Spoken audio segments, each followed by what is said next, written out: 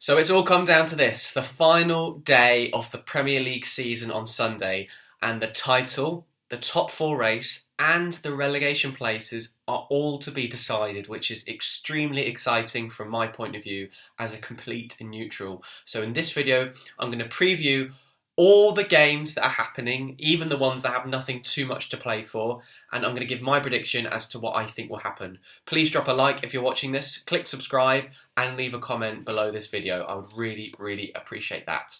So of course, let's start off at the top of the table with the title race. So as it stands, with one game to play of course, Man City are top of the table by 90 points, and in second place are Liverpool on 89 points.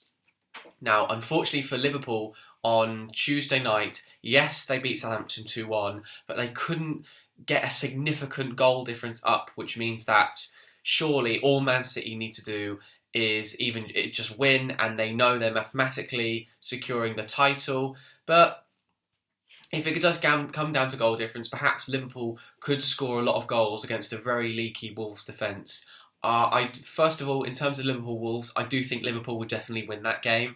Just because, yes, some people might think they've got one eye on the Champions League final, but Wolves, particularly in recent weeks, haven't been very good defensively. They've only gained 11 points out of 13, which is relegation form. So they're not in very good form. They're not playing well defensively. And at Anfield, I don't think Liverpool will have any problems beating Wolves comfortably. As for Man City, though, they are at home, but they play Aston Villa. Steven Gerrard's Aston Villa. The narrative is there. Can you imagine the absolute scenes if Aston Villa get a late equaliser or even a winner? But absolutely, you just know that Steven Gerrard will really want to get a result at the Etihad Stadium. Obviously not just because he's the Villa manager, but because he basically knows that if he can get a result at the Etihad, Liverpool win the league, which is crazy, very significant. My prediction though, I think Liverpool will win really comfortably. I can see Liverpool being 2 or 3-0 up at half time and being very comfortable in that game, and then potentially taking players off in the second half to rest for the Champions League final. For Man City, I think it will be harder for them. Not just because it's Steven Gerrard's Aston Villa, but actually, Man City have a lot of issues defensively and injury worries. But also, going forward, they weren't particularly at their fluid best against West Ham. So that might repeat itself at home against Villa. Having said that, I don't think there'll be any major issues, and I think Man City will win 2-0. Although I don't think it'll be comfortable as Liverpool. So I'm going to predict now that Man City win the league. It's not an insane wild prediction, but Steven Gerrard's Aston Villa, they might do something. And can you imagine the scenes? That'd be incredible. So that's the title race, my prediction done. Now let's move on to the top four. Because of Arsenal's defeat against Newcastle on Monday night, it means that all Spurs need to do is not lose to Norwich at Carrow Road. However, it's Spurs we're talking about. And I'm very surprised as to how pessimistic. Maybe Arsenal fans, I can understand that because it's their team, they're going to assume they're not going to get top four. But like neutral fans, I can't understand why they're so pessimistic and they're saying it's done, because this is Spurs we're talking about. If there's one team that will lose on the last day of the season to already relegated Norwich, to lose a place in the top four, it's Spurs. Remember when Leicester won the league? That season, it was a two-horse race, and Spurs finished third below Arsenal because they lost 5-1 away to already relegated Newcastle. So like I said, if there's any team that will finish fifth in this scenario against already relegated Norwich, it's Spurs. Having said that though, I don't think that will happen. I do think Spurs will win, but I'm going to say right now, I think Norwich will take the lead. I think Timu Pukki will score and Norwich will go 1-0 up. However, I think Spurs will respond and they'll probably win 3-1. I can definitely see Son and Kane scoring, but you never know. You absolutely never know.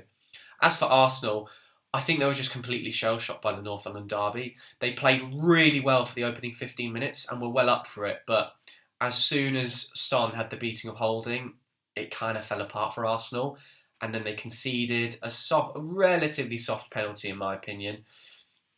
I think it was a penalty, but if the referee didn't give it, I don't think there'd be too many complaints. And then once Holding got sent off, it was always going to be so hard for this young Arsenal team. And then on Monday, they just didn't have the legs. They had a lot of injury issues. Ben White, to me, didn't seem fully fit, and they lost, deservedly so. Newcastle were very good on the night. Having said that, Arsenal have still had a really good season. They finished 5th, which is probably slightly better than they would have thought. However, it's a massive, massive, massive missed opportunity if they don't reach the top 4. And with the likes of ambitious Aston Villa, and then of course Newcastle, who will want to push for European places next season, and then Man United, who will almost inevitably improve, it could be really difficult for Arsenal to have this close of opportunity, or good of an opportunity, to finish in the top 4 again. I think Arsenal will beat Everton at home, I will say that. And it's important to remember and give context to the fact that Everton are now safe. After on Thursday night, as I record this, they came from 2-0 down at half-time to beat Crystal Palace 3-2. You've got to give massive credit to Frank Lampard and the squad to coming back from that game, because Palace are a really good team. And being 2-0 up at half-time, I think a lot of people thought that Everton, they're going to have to win at Arsenal. But fair play to Everton, because they've got a really small squad now with tons of injuries and suspensions. So for them to come back to win 3-2, they deserve a lot of credit, and it means they're safe. So I reckon they'll be on the beach. They'll probably be very drunk tonight, and they'll just be completely on the beach against Arsenal. So I think Arsenal win, probably 3-1, 4-1. But then Spurs, I do think Spurs will beat Norwich. Although I think Norwich will take the lead, which will be very, very exciting. So finally, in terms of the relegation battle, like I said, it's completely done for Everton. They beat Palace 3-2.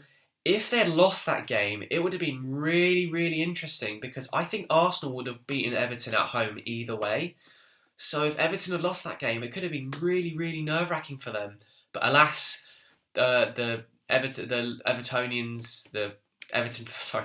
fans can go to the capital knowing that they're safe, and it'll just be a party for them. So Everton are safe on 16th with 39 points.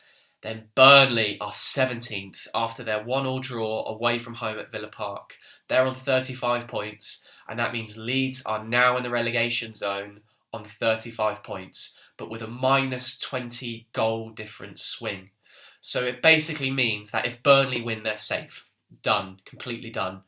And as for Leeds, they now know that they pretty much have to win, because I'd imagine that Newcastle probably won't beat Burnley away from home. So that being said, Leeds just know they have to beat Brentford, pretty much. In terms of Burnley first, I'm surprised they got a draw against Villa. Yes, they were very, very resilient and put in so much effort away from home against Spurs. Having said that though, they've still got a lot of injury issues, and I just thought Villa would be too much for Burnley.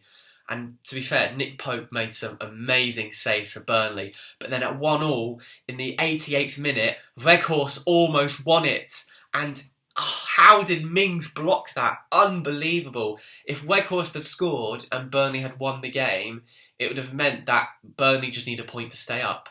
But as it is now, Burnley have to win in order to completely confirm they're safe. Because if they draw, Leeds could go to the capital in Brentford and win. Having said that, I think Burnley would have taken a point before the game, but in the manner of which they drew that game, and the fact that Lowton got sent off, which means there's less defensive cover for Burnley, there's maybe a bit more doubt going into that final game against Newcastle. And also Newcastle are in really, really good form. Newcastle are definitely in better form at home, but they're still very good away from home, and they'll be playing at Turf Moor with loads of confidence and freedom that they can just play their game. So I'm really looking forward to that game. And Chris Wood, could you imagine if Chris Wood gets the winner against Burnley? Oh my God. Or Pontus Jansson gets the winner against Leeds. Yeah, the narrative is absolutely there. I'm really excited for this. I don't necessarily mind who stays up between Burnley or Leeds, but the fact that the relegation battle, the top four battle, and the title race is all going down to the last day is really exciting. Having said that, here's my prediction. I think both teams will play really well. I don't think it's necessarily a foregone conclusion that Burnley will win at home, because Burnley played Aston Villa at home a week or so ago, and a lot of people expected Burnley to get something out of that game, and Villa were very, very comfortable. So that could be the case with Newcastle. Having said that, though, I do think Burnley will. I'm going to say Burnley win. I will say Burnley win. I think Burnley will get in front. I think Newcastle will dominate the game. I think Newcastle will create the better of the chances. But I'm going to say Burnley win 1-0. A really ugly, horrible 1-0 win. And Burnley will probably score in the first half and part of the bus. But you can't blame them. I mean, it's not criticism. It's great to see teams like Burnley who play a different style of football in the Premier League. It's entertaining. So I think Burnley will grind out a result. As for Leeds, I think they'll play well, but Brentford are a really good team. With Eriksen and Ivan Toney in there, with how good Brentford are at set pieces, I think Brentford will take the lead, but I think Leeds will equalise and then just not be able to dominate the ball enough to create enough chances in the end. So I'm going to say Brentford and Leeds draw 1-1. So my prediction is that Leeds will be relegated to the Championship. So for the rest of the Premier League, top 6 is still in play, because you've got Man United who are 6th on 58 points and West Ham who are 7th on 56 points. Of course, if West Ham finish 6th, they'll be playing in the Europa League, and Man United will be playing in the Europa League Conference. And it's not a foregone conclusion that Man United finish 6th, because Man United play Crystal Palace away, who are a very good team. And with the likes of Michael Olise, Mateta, Jordan Ayew and Zaha, they're very, very good on the counter-attack. As for West Ham, they play Brighton away from home, who of course Brighton have had a phenomenal season. They're currently 10th and actually could technically finish. They could finish 8th. They could finish 8th, which would be a phenomenal achievement for Brighton. It's already statistically their best season in the Premier League, with 11 wins and 48 points. So Brighton will want to go and win to finish as high as 8th, which would be brilliant for them. My prediction then is that I think Palace will beat Man United, just because I think Man United are just ready for the season to end. And I do believe that Brighton will beat West Ham. Brighton aren't the best at home.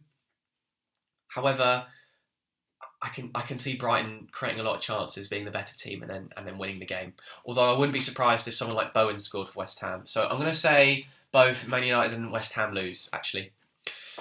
Then the final 2 games, you've got Chelsea at home to Watford. Chelsea, they themselves basically have nothing to play for, because they have a far superior goal difference to Spurs. They play Watford at home, who are already relegated. Chelsea aren't in the best of form, not playing well against West Ham, even though they won.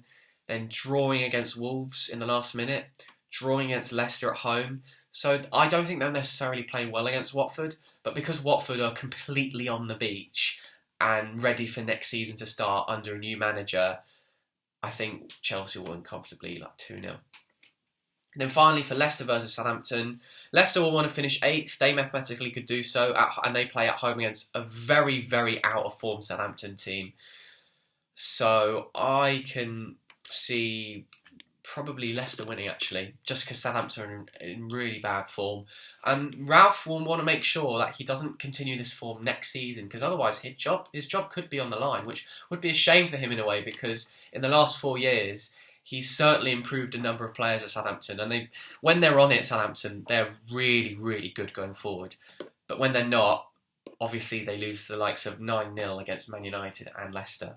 So in this game, I think Leicester will win relatively comfortably against Southampton. So that's my final Premier League preview of the season. I really appreciate it if any of you have watched any of my videos. I know I've kind of just started my channel recently because I decided I want to try and make some football content and take a risk and see where it goes. And I do enjoy analysing football and, to be fair, talking about football. So I thought, let's make a channel and see how it goes. So I really appreciate any of you like, subscribe or comment, even if it's a constructive comment. I really, really appreciate that. So please continue to follow and support me. I'd really appreciate that. Please like, comment, and subscribe, and I'll see you all later, and hopefully for next season as well. Thank you very much.